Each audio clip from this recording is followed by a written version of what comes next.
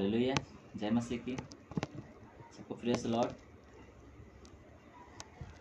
Thank you Lord. मैं प्रभु का धन्यवाद करता हूँ कि परमेश्वर ने फिर से हमें एक साथ में जोड़ने के लिए इकट्ठा किया है। जिसे मैंने बोला था कि मैंने व्हाट्सएप पे और या फेसबुक पे मैंने डाला था कि मैं 9:30 पे मैं लाइव आने वाला हूँ, और परमेश्वर की उन योजनाओं को जो प्रभु हमारे जीवन में पूरा होने के लिए हमें दिया हुआ है कि हम उसकी चाल में, उसके स्वभाव में, हम उसके अनुग्रह में हम आगे बढ़ते जाएं, तो उन वचनों को हम सीख सकें जो प्रभु ने हमारे लिए दिया है। इसलिए मैं लाइव आया हूं, और मैं विश्वास करता हूं कि जो मुझे सुन रहा है, मुझे देख रहा है, प्रभु उसे अपने सामर्थ्य, अपनी आत्मा से भरेगा। और जैसे हमारा विषय है कि हम परमेश्वर के साथ कैसे चलें, और उस विषय को हम कम शब्दों में कुछ रेफरेंसों के द्वारा हम समझ सकें। तो आज हम प्रार्थना करेंगे इस क्षण के लिए जो प्रभु ने हमें अवसर दिया है कि हम प्रभु के अनुग्रह को पाएं और उसकी इच्छा को हमारे जीवन में पूरा होते हुए देख पाएं। आज हम प्रार्थना करेंगे। स्वर्गीय पिता, यीशु नासरी के नाम से पिता हम धन्यवाद करते पापा, आपके प्रेम, आपके दया के लिए, इस सुंदर समय के लिए पिता, जो हमें फिर से आपने फेसबुक लाइव के द्वारा प्रभु जो मुझे देख रहा है, मुझे सुन रहा है पिता, हम एक साथ में होके आपने हमें मिलाया पिता, इसलिए कोटि कोटि धन्यवाद करते पिता। और प्रभु आप चाहते पिता कि हम आपकी इच्छा को जाने और आप में बढ़ते जाएं पिता। जैसे आपके वचन में यूहन्ना किताब 4:34 में आपने बोला है कि मेरा भोजन यह है कि मैं मेरे भेजने वालों की इच्छा के अनुसार चलूँ और उसके कामों को पूरा करूँ। तो पिता आपकी इच्छा और आपका दिया हुआ कार्य हमारे जीवन में पूरा होने के लिए प्रभु हम पर अनुग्रह कर पिता, कि वचनों का प्रकाशन हमें प्राप्त हो पिता, और भी हम आपके दिल डौल तक हम आगे बढ़ते जाए पिता, और आपके स्वरूप में हम दिखाई देने पाए पिता, और आपके आशीषों को हमारे जीवन में हम पा सके। और बहुत सारे लोग जो आश लगाए हुए हैं पिता कि हम उनके लिए आपके रिप्रेजेंटेटिव होकर हम उनके सामने आएँ, वो सब चीज़ें हमारे जीवन में होने पाए पिता। ऐसा होने के लिए प्रभु हम सबको आप तैयार कर पिता। जो भी मुझे सुन रहा है, मुझे देख रहा है पिता, इसके बाद भी जो मुझे देखने वाला, सुनने वाला पिता, प्रभु उन सारे लोगों को प्रभु आपके पवित्र बलवंत हाथों में देता पिता। आपको पवित्र आत्मा के निगरानी में रहे पिता, और हम सब एक हो जाए पिता। जैसे आपके वचन में लिखा, जहाँ पे 2 या 3 मेरे नाम से इकट्ठा होते हैं, मैं उनके बीच में रहता हूँ। प्रभु आप आपकी उपस्थिति हमारे बीच में उड़ेल पिता। और जैसे मैं बोलने जा रहा हूँ, मैं न बोलूँ, पर तू मेरे द्वारा हम सबको सिखाए पिता कि आपकी इच्छा क्या है पिता, और हम आप में, आपके साथ में कैसे हम आगे बढ़ पाए पिता, ताकि हम उन कामों को अपने जीवन में होते हुए देख पाए जो आप चाहते पिता। पवित्र आत्मा जी आइए अगुवाई करिए पिता, यीशु के नाम से मांगते हैं, आमीन। हालेलुया। प्रभु का धन्यवाद हो कि प्रभु ने हमें फिर से मिलाया है। और जैसे मैंने बताया था कि हम मसीह यीशु में कैसे उसके साथ होके चले और हम आगे बढ़े, और प्रभु की इच्छाओं को पूरा होते हुए हम अपने जीवन में देख पाएँ, इन विषयों को लेके हम आए हुए हैं। तो इससे पहले कि हम प्रभु के साथ चले, हमें ध्यान देना है कि हम कौन सा चीज़ें प्रभु के सम्मुख होके हम उनको ढूंढने की कोशिश करें। प्रभु हमारे जीवन से क्या चाहता है। अगर प्रभु हमें अपने बुलाहट में हमें बुलाया हुआ है, हमें चुना हुआ है, तो प्रभु की योजनाओं को हम कैसे समझें ताकि हम उसके साथ साथ चल सकें। तो जब भी हम प्रार्थना करते हैं, जब हम प्रभु के सम्मुख होके हम एक होते हैं, तो प्रभु की इच्छाओं को जानना हमें बहुत ज़रूरी होता है। तो क्या हमारे अंदर इस प्रकार की इच्छा है जो कि हम प्रभु से पूछ सके कि प्रभु तो क्या चाहता है कि हम करें इस जीवन में, इस समय में। तो प्रभु हमें अगुवाई करते हैं। और मैं एक एग्जांपल बताता हूँ कि जैसे हम लोग प्रार्थनाएं बहुत सारे करते हैं, तो क्या हम मसीह के साथ में हो पाते हैं? क्या हम प्रभु की इच्छाओं को हम जान पाते हैं? इन विषयों को लेके हम आगे बढ़ेंगे। और मैं एक एग्जांपल बताऊंगा कि किस चीज़ों को हम ध्यान दें कि मसीह खुश हो और हमारे साथ हो के हमें चलाए। हालेलुया। तो एक छोटी सी स्टोरी है, शायद आप लोग सुने होंगे, कि कैसे हम प्रभु से सम्मुख आए और बोले, प्रभु मुझे ये चाहिए। हालेलुया। हमारे जीवन में बहुत सारे कमी घटी होती है प्रिय, और हमारा जीवन जो है, हम कितना भी हम चाहेंगे कि हम अपने आप को वस्तुओं से, चीज़ों से तृप्त करे, परंतु वो चीज़ें हमें पूरी तरह से संतुष्ट नहीं कर सकती। जो आज हम हमारी प्रार्थनाओं में हमारी रोज़मर्रा के जीवन में जो हम प्रभु से मांगते रहते हैं, तो क्या प्रभु उन चीज़ों को चाहता कि हम वो मांगे, प्रार्थना करें, या प्रभु हमें हमें ले चले? तो इन बातों को लेके हम एक स्टोरी सुनेंगे, एक छोटा सा एक उदाहरण है, और प्लीज़ आप लोग सुनने की कोशिश करें। और जो मुझे देख रहे हैं, शायद मैं मेरे कलीसिया के लोग जो वाशी में और यहाँ पे बॉम्बे में रहते हैं, वो लोगों को मैंने शेयर किया था इस स्टोरी को। तो अगर वो लोग देख रहे हैं तो आप लोग उसको ध्यान से सुने और सीखें। हालेलुया। तो मैं एक अंधे भिखारी के बारे में बताता हूँ। एक अंधा भिखारी था और वो जवान था और उसका शादी भी नहीं हुआ था। वो गरीब था और वो भीख मांग रहा था, और वो प्रार्थना कर रहा था कि परमेश्वर मुझ पर अनुग्रह करे, परमेश्वर मुझ पर अनुग्रह करे। तो अचानक जो है, कई समयों से वो प्रार्थना कर रहा था, और एक समय ऐसा आया कि परमेश्वर उसे दर्शन दिया और बोलता है, बेटा मांग, क्या चाहता कि मैं तुझे तेरे लिए करूं। परंतु वहाँ पे एक प्रभु उसको परख रहा था, उससे देख रहा था कि मुझसे कितना प्यार करता है, उसके अंदर मेरे प्रति क्या समझ है करके परमेश्वर ने उससे बोला कि तू मुझसे एक चीज़ मांग, कोई एक ही चीज़ मांग, मैं तुझे देने के लिए तैयार हूँ। तो उसके जीवन में बहुत सारी कमियाँ थी प्रियो। वो अंधा था और वो गरीब था और वो जवान था, उसकी शादी भी नहीं हुई थी, और उसके जीवन में बहुत सारी कमियाँ थी। तो पर प्रभु उससे बोलते हैं कि तुझे एक ही चीज़ दूंगा मैं, इस समय जब मैं आया हूँ एक ही चीज़ तुमको दूंगा, तू मांग, तू क्या चाहता है कि मैं तेरे लिए करूँ। तो उसने काफ़ी देर तक सोचा कि मैं क्या मांगूँ, क्योंकि मेरे पास तो बहुत सारी कमी है और मुझे एक ही चीज़ मांगना है। तो उसने दिमाग लगाया कि मैं इसे क्या मांगना है। प्लीज़ आपको अगर मेरी आवाज़ नहीं सुनाई दे रही तो आप कमेंट के द्वारा बोल सकते हैं, ताकि मैं वॉल्यूम बढ़ाऊँ और ज़्यादा तेज़ से बात करूँ। तो जिससे उसने सोचा कि मैं क्या मांगूँ, और फिर उसने एक बात बोला। मैं एक ये सच्ची घटना नहीं है, मैं एक समझाने के लिए एक स्टोरी बता रहा हूँ, ताकि हम समझ पाएँ कि हम यीशु से क्या मांगे, कि हम उसके साथ में चल पाएँ। उस क्या चाहता है कि हम उसके साथ चल पाएँ। हालेलुया। तो उसने क्या किया, उसने सोचा और उसने दिमाग लगा के एक बात मांगा। क्या बोला कि प्रभु ऐसा कर, मुझे ये वर दे कि मैं मेरे पोते को, मतलब मेरे बेटे के बेटे को, मैं सोने के कटोरे में मक्खन खाते हुए देखूं। उसने क्या मांगा, एक ही चीज़ मांगा। क्या मांगा कि मैं जो है मेरे पोते को सोने के कटोरे में मक्खन खाते हुए देखूं। तो उसने ये प्रार्थना मांगा और परमेश्वर ने बोला ठीक है, मैं तुझे ये देता हूँ। तो मुझे बताइए कि आप सोचिए कि उसने क्या क्या मिला। एक ही चीज़ मांगा उसने, क्या उसकी सारी कमी पूरा हो गई? क्या बोला उसने कि मेरे पोते को मैं सोने के कटोरे में मक्खन खाते हुए देखूं। देखो, वो अंधा है और वो गरीब है, वो जवान है, उसकी शादी भी नहीं हुई है, और उसकी आगे चल के वो कितना जीवित रहेगा वो भी उसका भरोसा नहीं, उसको जीवन भी चाहिए। तो क्या एक चीज़ से वो सब कुछ मांग लिया? यस, उसने सब कुछ मांग लिया। उसने पहली बात तो उसने आंखें मांग ली कि मैं अपने पोते को सोने के कटोरे में मक्खन खाते हुए देखूं। वो जब आंख रहेगी तभी देखेगा वो। और सेकंड जो है, उसका शादी नहीं होगा तो वो पोता कैसे आएगा। और थर्ड जो है, अगर वो उसकी उम्र नहीं ज़्यादा जाएगी तो अगर वो उम्र जिएगा तभी तो अपने पोते को देख पाएगा, क्योंकि उसके बेटा जब जवान होगा तो उसका शादी होगा, फिर उसका बेटा पैदा होगा और वो सोने के कटोरे में मक्खन खाएगा, तो एक अच्छी खासी जो है जीवन वो जी चुका होगा। उसने अपना जीवन भी मांग लिया, उम्र भी मांग लिया।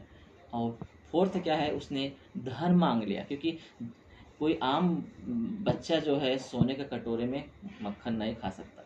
अगर वो धनी है तभी वो खा सकता है, जिसके पास पैसे की कमी नहीं, अथाह धन है उसके पास, वो सोने के कटोरे में मक्खन खा सकता है। तो एक ही चीज़ से उसने सारी अपनी कमियों को मांग लिया।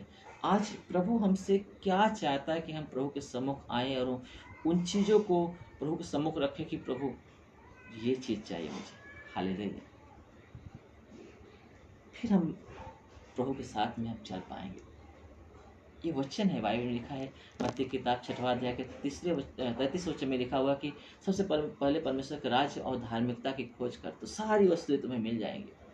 सबसे पहले परमेश्वर के राज्य और धार्मिकता की खोज कर तो सारी वस्तुएं तुम्हें मिल जाएगी, वचन हमें बोलता है। तो क्या हमें इन वचनों को हम ध्यान देते हैं कि प्रभु हमसे क्या चाहता है, कि हम उन वस्तुओं को हमारे जीवन में कमी जो है उनके लिए हम रात दिन प्रार्थना करें। हालेलुया। प्रभु क्या चाहते हैं? प्रभु बोलते हैं कि तू पहले परमेश्वर के राज्य और धार्मिकता की खोज कर तो सारी वस्तुएं मैं ऐड कर दूंगा, जोड़ दूंगा मैं। हालेलुया। तो क्या हम उसके वचनों को समझ पाते हैं कि हम प्रभु के सम्मुख कैसे आए? बाइबल में लिखा है, हनोक जो है, उत्पत्ति किताब 5:24 में लिखा है, हनोक परमेश्वर के साथ साथ चलता था और वो उठा लिया गया। साथ साथ चलता था। साथ साथ चलने का क्या तात्पर्य होता है? साथ साथ कैसे चल पाएगा? साथ साथ चलने के लिए हमें अवेलेबल होना जरूरी है। परमेश्वर हमें भजन संहिता 121 में हमें बताते हैं कि परमेश्वर सदैव हमारे लिए अवेलेबल रहता है, सदैव हमारे साथ रहता है। वो न सोता है न ऊँघता है, उसकी नज़रें हमेशा हम पर टिकी रहती है, हमारी रक्षा के लिए, हमें आशीष देने के लिए। तो क्या वो हमारे लिए अवेलेबल है, वो हमारे लिए तैयार है? तो क्या हम उसके लिए तैयार हैं साथ चलने के लिए? हालेलुया। क्या हम तैयार हैं? हम कैसे तैयार होंगे? प्रभु चाहता है कि हम उसके लिए अवेलेबल रहें, हम उसके लिए तैयार रहें। जैसे प्रभु हमारे लिए तैयार रहता है, हर समय हमें लिए फिरता है, हमारी ज़रूरतों को लिए हमें अगुवाई करता है, हमें आशीष देता है। ऐसे प्रभु चाहता है कि हम भी उसकी इच्छा के लिए अवेलेबल रहें। जैसे वो चाहता है कि हम वो काम करें, वो हमें उसके लिए हम अवेलेबल रहें। आज हम बहुत सारे लोग हैं जो प्रार्थनाएं करते हैं हमारे काम के लिए। जब हम काम निकलते हैं तो प्रभु हमारे काम सफल हो, हमारा ये चीज़ सफल हो, हमारा ये चीज़ सफल हो। हम लोग अपने ही बातों को हम प्रभु से बोलते हैं कि प्रभु ये चीज़ हमारा सफल कर, ये मेरा मुझे आशीष कर। क्या हम पूछते हैं प्रभु तेरी मर्जी क्या है कि मैं कहाँ जाऊँ? क्या तेरी मर्जी क्या है कि मैं ये करूँ? तू क्या चाहता कि मैं करूँ? हम तो अपने डिमांड, अपनी बातों के लिए हमेशा प्रार्थना करते हैं। हम चर्च में भी आते हैं तो हम प्रार्थना करते हैं, मुझे ये कमी है। जब हम घर में आते हैं तो हम प्रार्थना करते हैं, प्रभु मुझे ये कमी है, हमें ये चीज़ पाना है, मुझे ये चीज़ करना है, मुझे वो चीज़ करना है। क्या आप और हम ये करते हैं कि प्रभु तू क्या चाहता है? तू जैसे मेरे लिए हमेशा अवेलेबल रहता है, मैं भी चाहता हूँ कि मैं भी तेरे लिए अवेलेबल रहूँ। हालेलुया। आज मैं सिंपल तरीके से आपके सम्मुख आया हूँ कि आप प्रभु को इच्छा को ढूंढें, प्रभु के बातों को ढूंढें कि प्रभु क्या चाहता है आपसे। प्रभु आपको और हमें अवेलेबल चाहता है। आज पवित्र आत्मा हमारे साथ है। यीशु मसीह ने बोला, इफिसियों की किताब 1 अध्याय का 13 और 14 में लिखा है, जब तुमने सत्य के वचन को सुना जो तुम्हें सुसमाचार के लिए दिया गया, तुमने उसको ग्रहण किया, मैंने तेरा छुटकारा किया है, मैंने लहू का दाम देकर तुझे खरीद लिया है।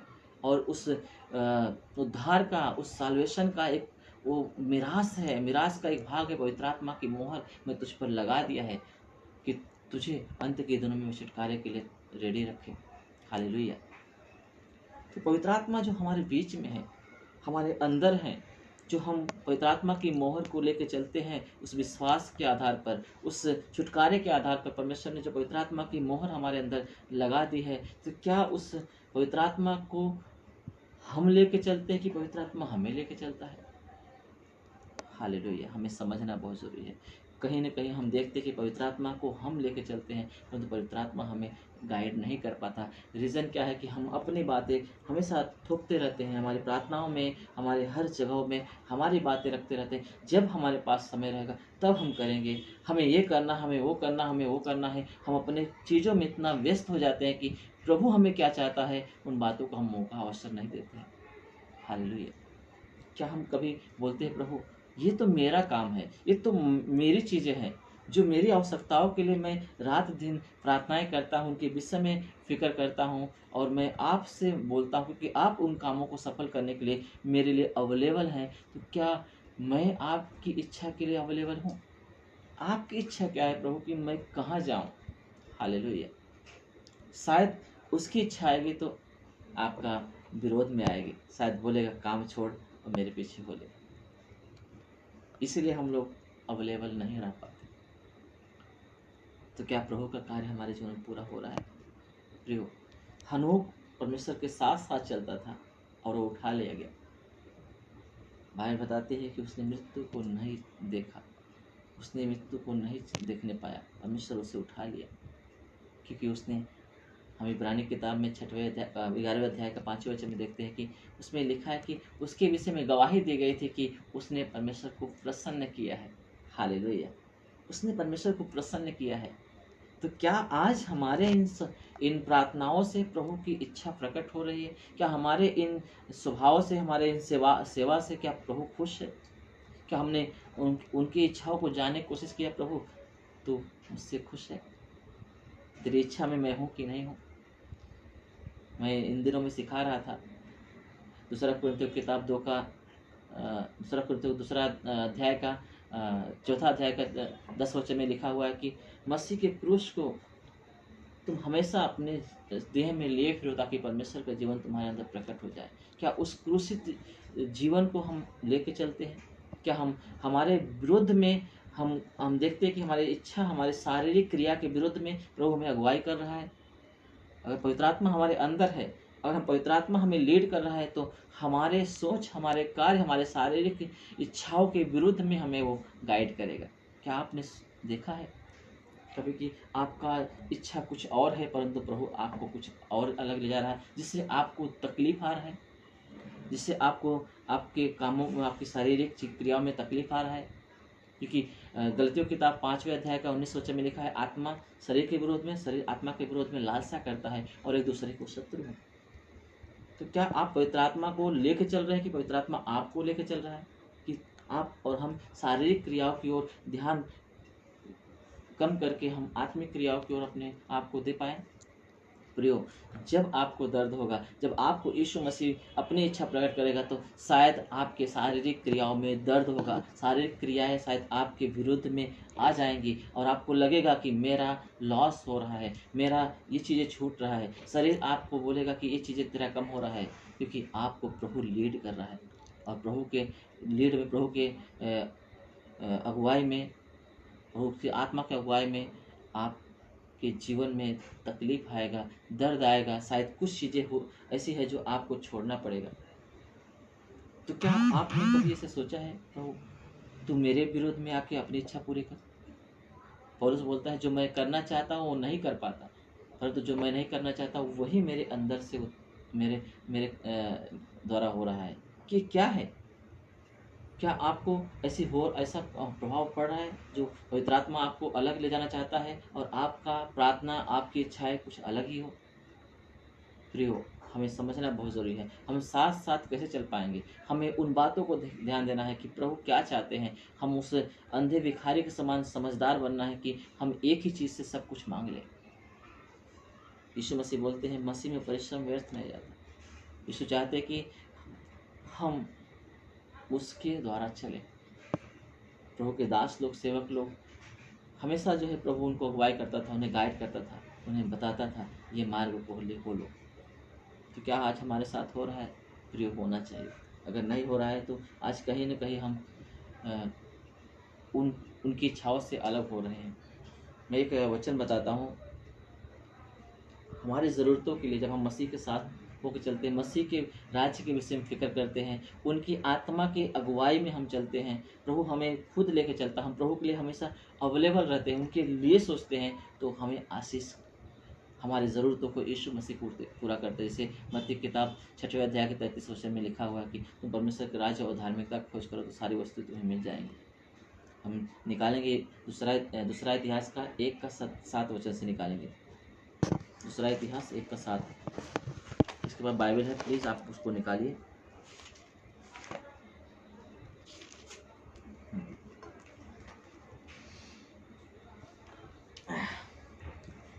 या 1 से 7 से।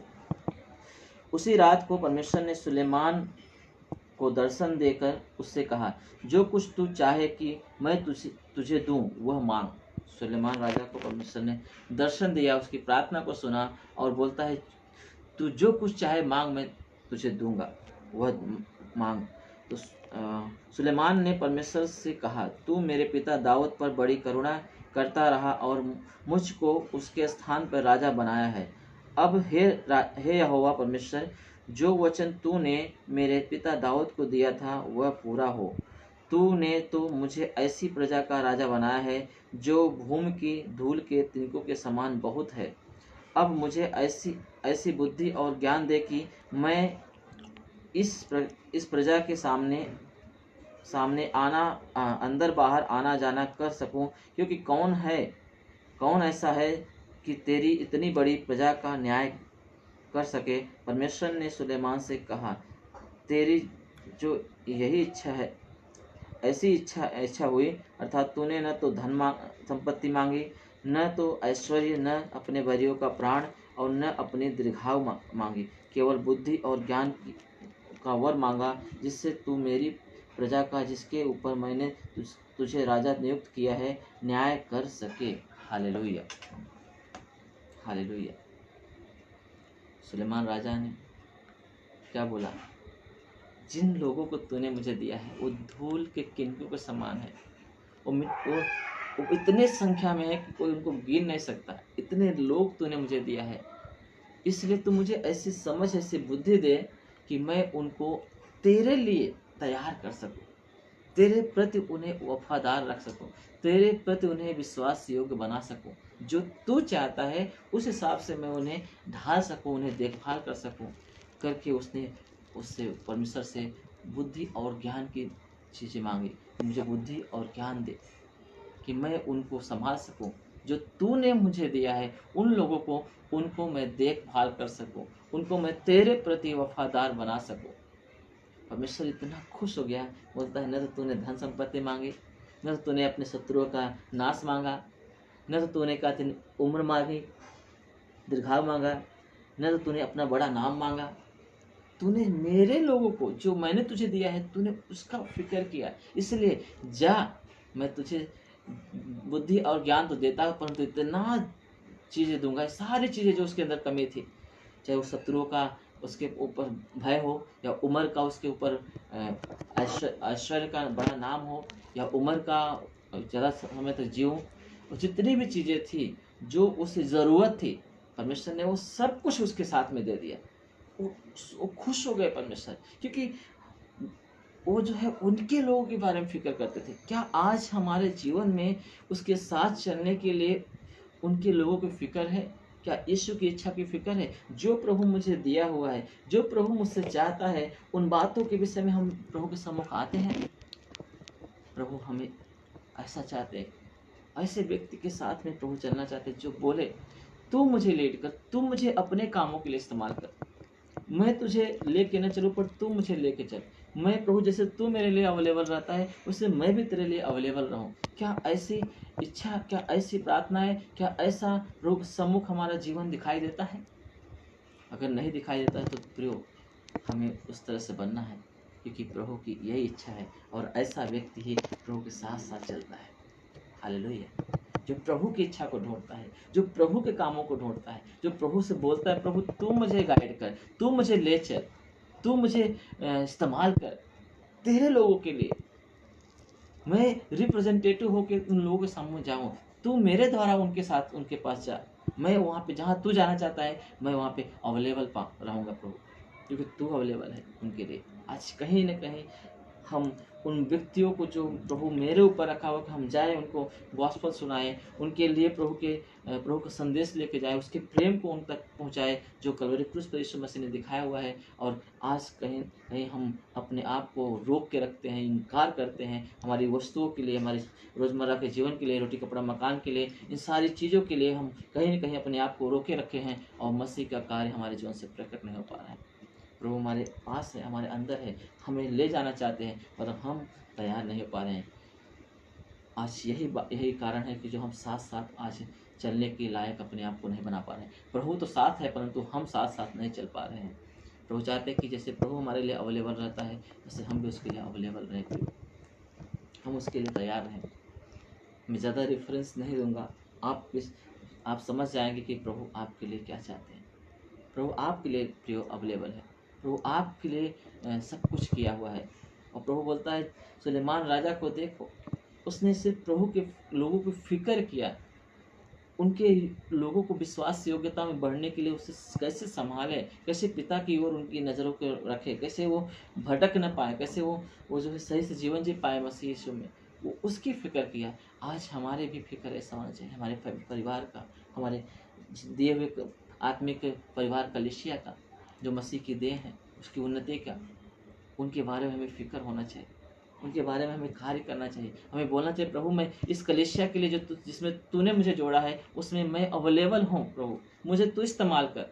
मुझे उन भाई में लिखा है, पौलुस बोलता है तुम बड़े से बड़े दान वरदानों की धुन में लगे रहो। क्या हम उस दान वरदानों को जो प्रभु हमें दिया हुआ है, पवित्र आत्मा का जो मोहर दिया, क्या उस पवित्र आत्मा को हम रिप्रेजेंटेटिव करके जो प्रभु हमें चाहता है कि लोगों के सम्मुख हम बने रहे, क्या हम हम वहाँ पे अवेलेबल हैं? क्या हम अपने पड़ोसी के लिए अवेलेबल हैं? क्या हमारे रिश्तेदारों के लिए अवेलेबल हैं? क्या हम दोस्तों के लिए अवेलेबल हैं?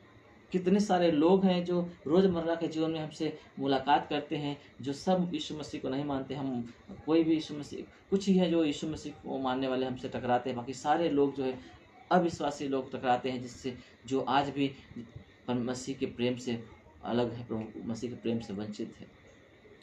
क्या हम उन्हें एक गॉस्पेल सुनाते हैं? क्या हम उनको बोल पाते हैं कि प्रभु यीशु मसीह आपसे प्यार करता है, उसने आपके लिए क्रूस पे जान दिया है, उसने आपको छुड़ाने के लिए लहू बहाया है?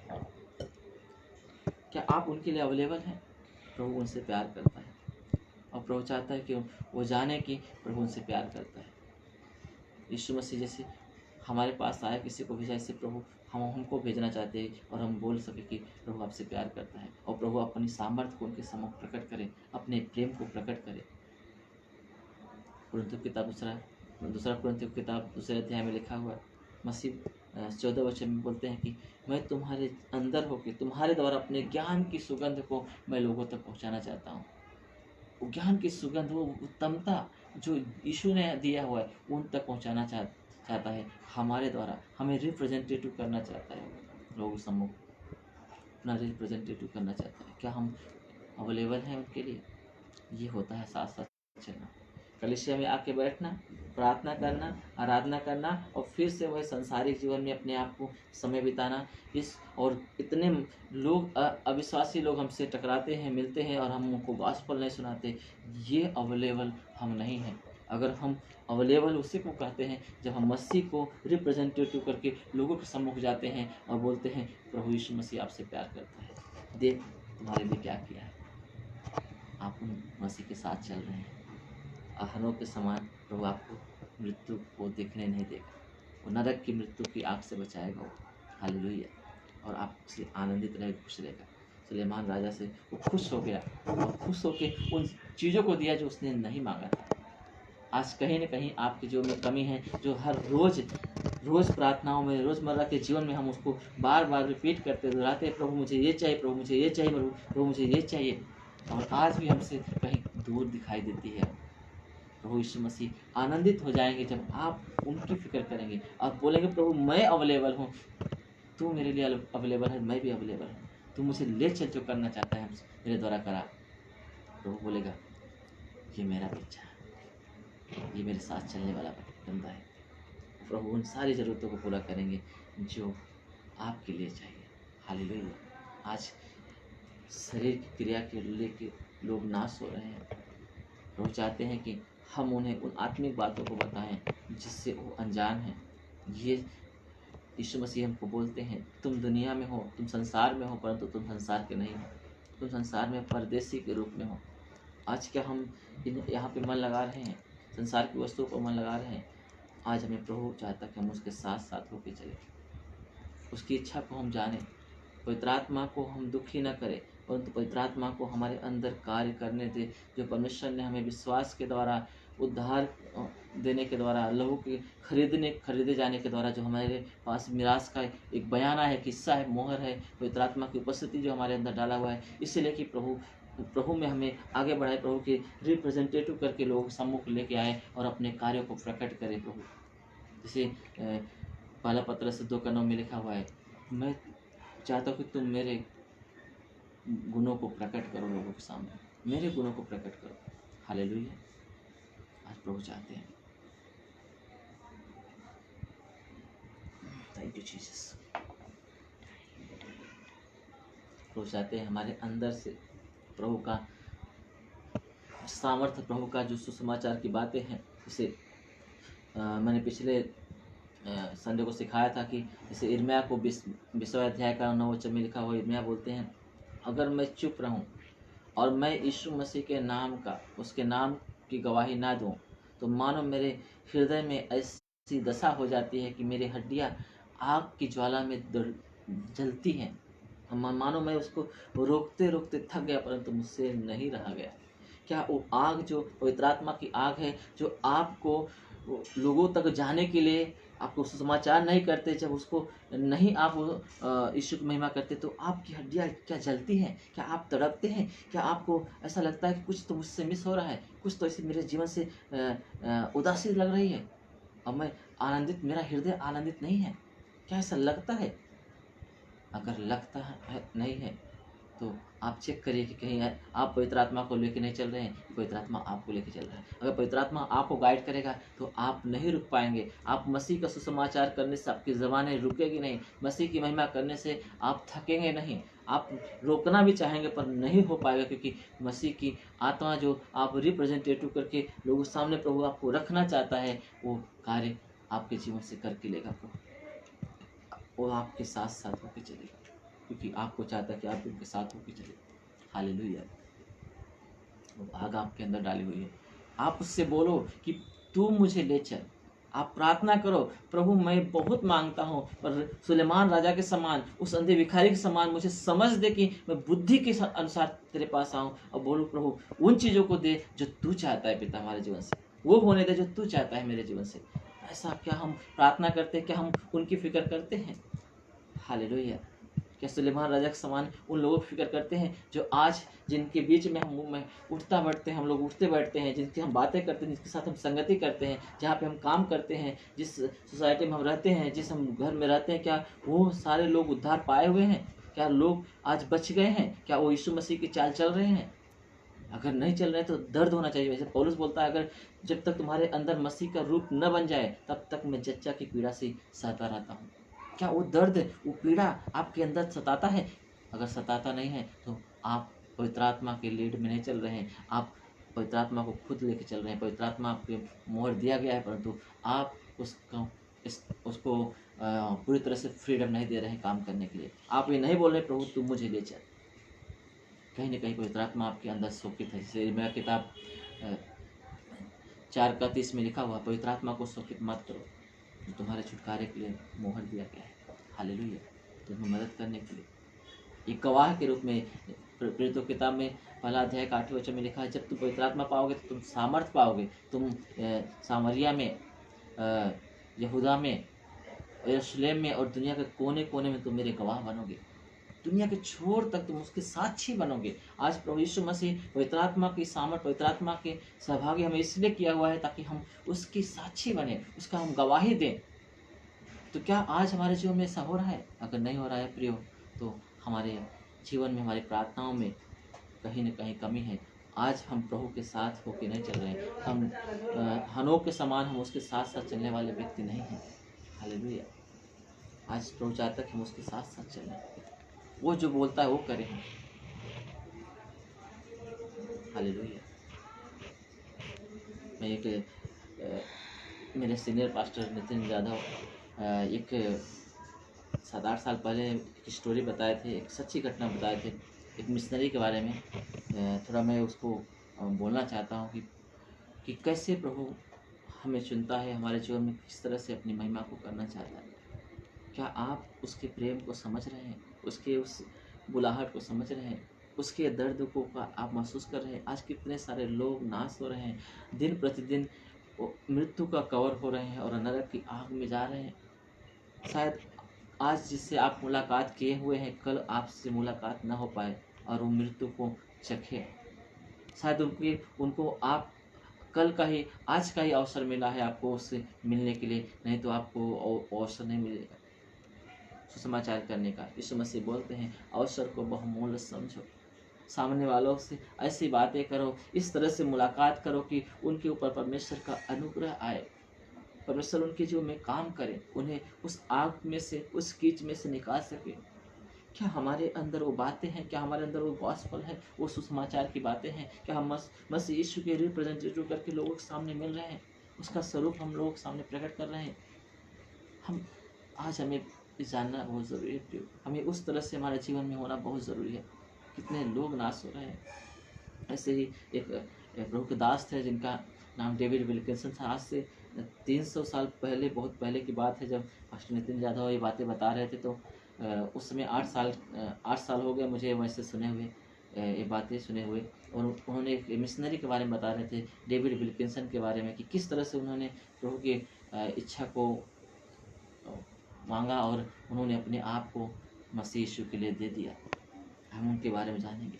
वो भी तुम्हारे जैसा काम करने वाला बहुत ही अच्छे व्यक्ति थे, और डॉक्टर थे वो, और इतना उनके पास धन था, इतना धन था, दौलत था कि 7 पीढ़ी तक बैठ कर खाता, तब भी वो ख़त्म नहीं होता था। इतना धन था उनके पास, कुछ कमी नहीं थी। वो भी आके हमेशा प्रार्थना में अटेंड करते थे, कलीसिया अटेंड करते थे, प्रार्थना करते थे, आराधना करते थे, और फिर अपने काम पर चले जाते थे, अपने घर पर चले जाते थे। एक दिन परमेश्वर के दास पास्टर ने प्रभु की इच्छा को जानने के लिए उन्होंने बोला कि कौन है जो प्रभु से बोले कि प्रभु मैं तैयार हूँ, तू मुझे भेज, तेरी इच्छा क्या है मेरे जीवन में, आज तेरी आत्मा के अनुसार मुझे लेके चल पापा।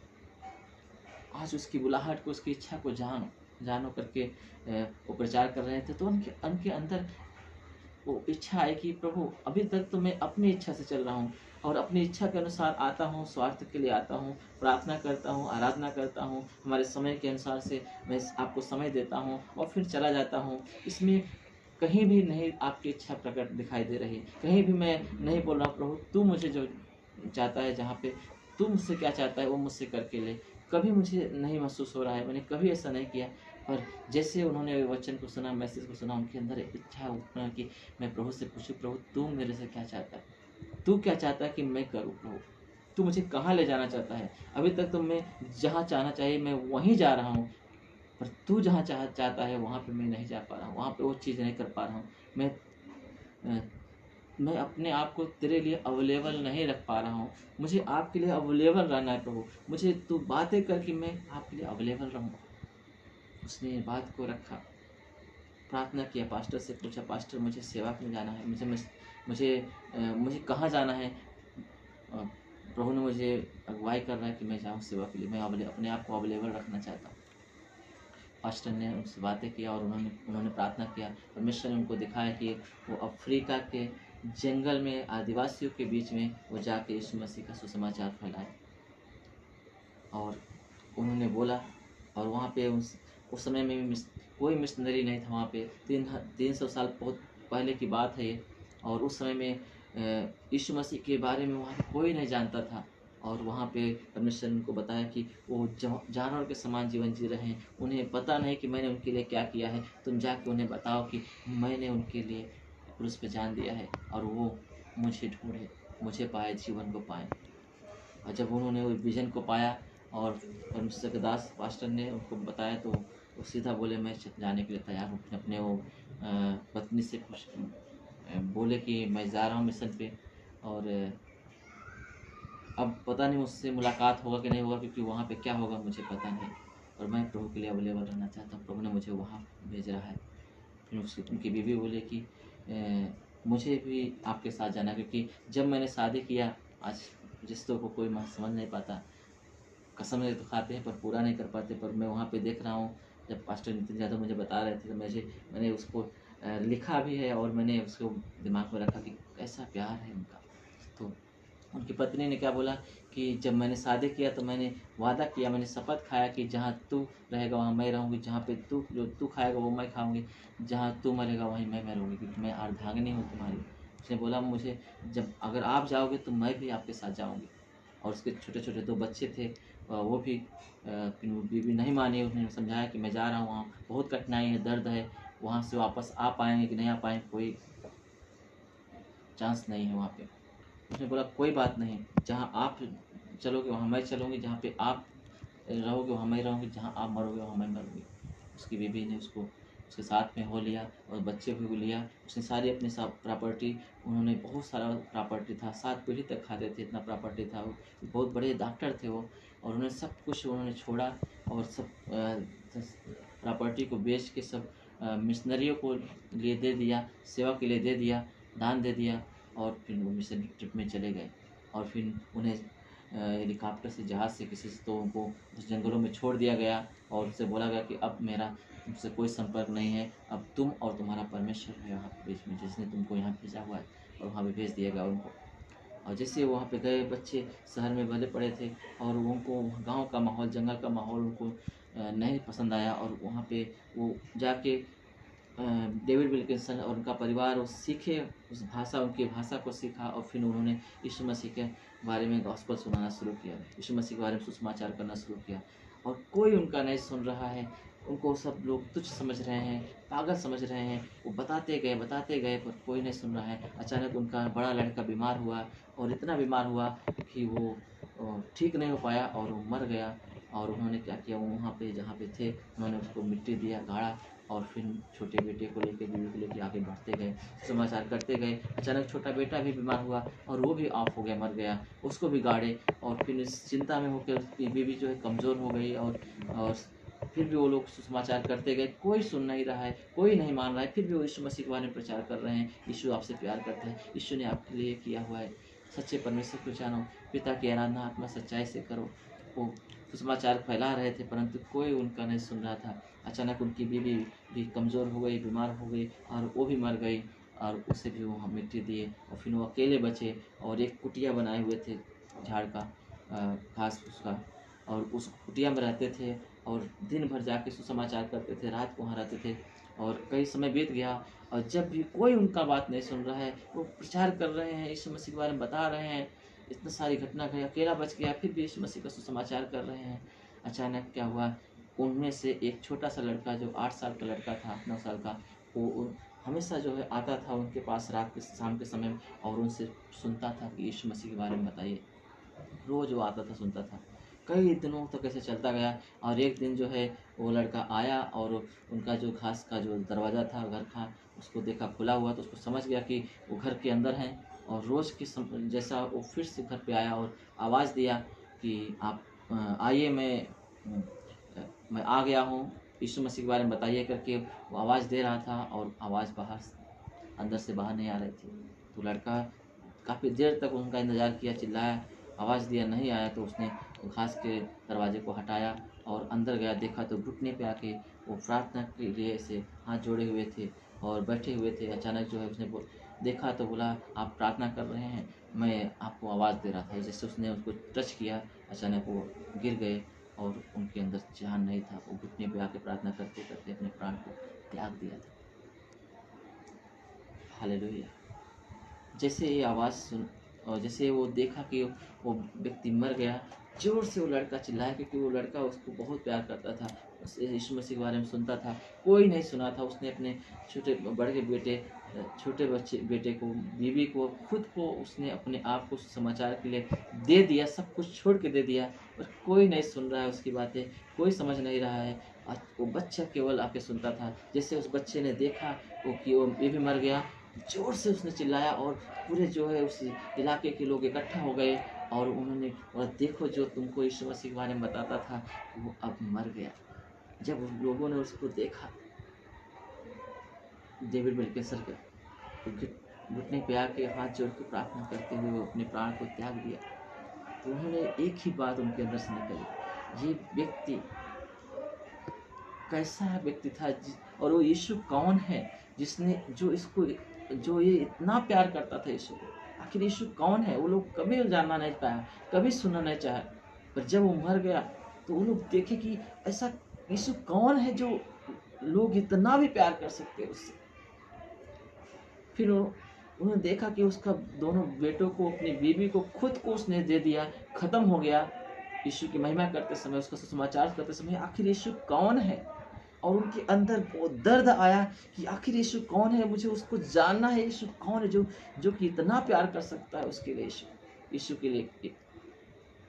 जैसे उन्होंने, उनके अंदर इच्छा आई, तड़प आई कि मुझे यीशु को जानना है, उसी तैसे ही जो है आकाश से एक ऐसा लाइट आया और उस बच्चे के अंदर पवित्र आत्मा की सामर्थ्य उतर आया और पवित्र आत्मा में होकर वो बच्चा यीशु मसीह के सामर्थ्य के साथ बोलना शुरू कर दिया।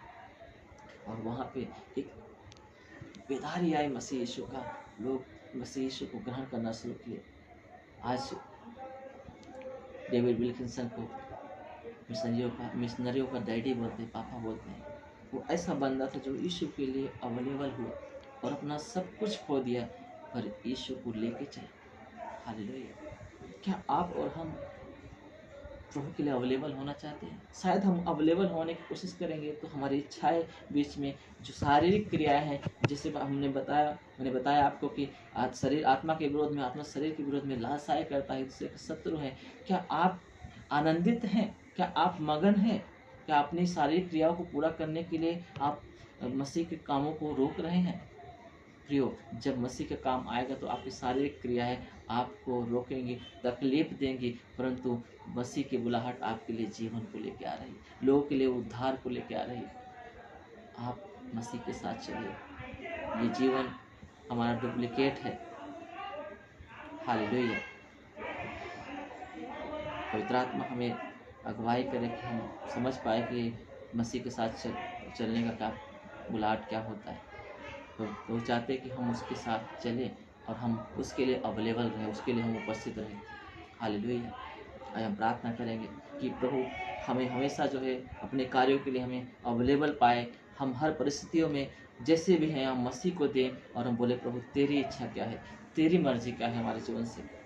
जो प्रभु तूने मेरे लिए किया, जो लोगों के लिए तूने किया पिता, वो आज उनको जानने दे पिता। कहीं न कहीं आपके प्रेम को यीशु मसीह लोग नहीं जानते। आइए हम उसको प्रभु को बोले, प्रभु तू मुझ में होके मुझे रिप्रेजेंटेटिव करके तू उनसे मुलाकात कर प्रभु, तू उनके लिए चल प्रभु। मैं आपके लिए अवेलेबल हूँ, तू मुझे ले ले। आइए हम प्रार्थना करें।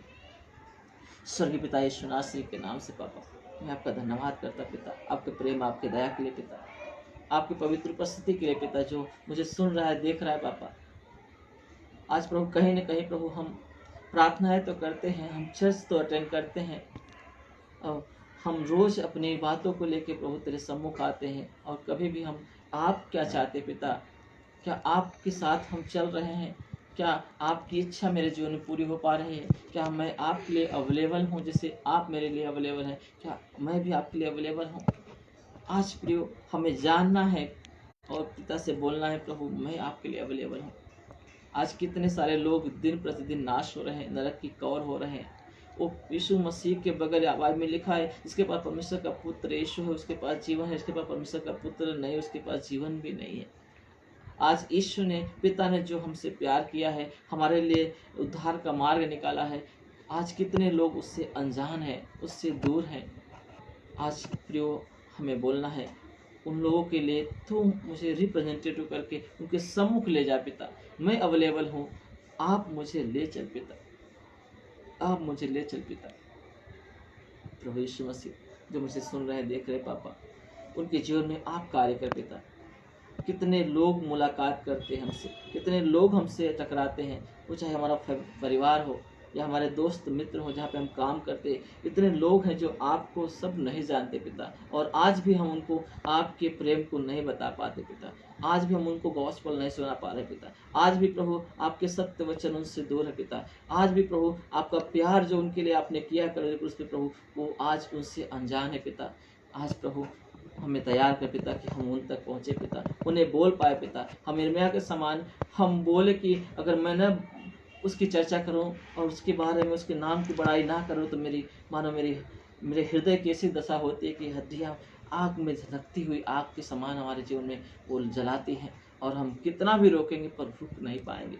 क्या वो आग, प्रभु वो आग हमारे अंदर उत्पन्न कर पिता, कि जो भी मुलाकात करे पिता, जो अवसर आप हमें दे रहे हैं पिता लोगों से बात करने का पिता, उस अवसर को बहुमूल्य समझे और उनसे ऐसी बातें करे, वो बातें करे पिता, आपका समाचार उनको अंदर डाले पिता, ताकि प्रभु उनके ऊपर आपका अनुग्रह प्रकट हो पिता, आपका उद्धार उन्हें प्राप्त हो पिता। ऐसा होने के लिए प्रभु आप हमें बल ताकत दीजिए पिता, हमें बुद्धि दीजिए पिता। आज कोई भी जो मुझे देख रहा है पिता, कहीं भी उसको शैतान की का बंधन है, उसे रोक रहा है इन कामों से, मसीह के चाल में चलने के लिए, उसकी बुलाहट में चलने के लिए, आज मैं यीशु नासरी के नाम से इन सारे बंधनों को मैं तोड़ता हूं उनके जीवन से। पवित्र आत्मा का अग्नि अभिषेक इसी को मांगता हूं कि वो आपकी इच्छा को यीशु मसीह और उनके जीवन में पूरा कर पाए पिता, और शैतान के कार्य उनके अंदर से नष्ट होने पाए, और पवित्र आत्मा का कार्य उनके अंदर प्रकट हो पिता।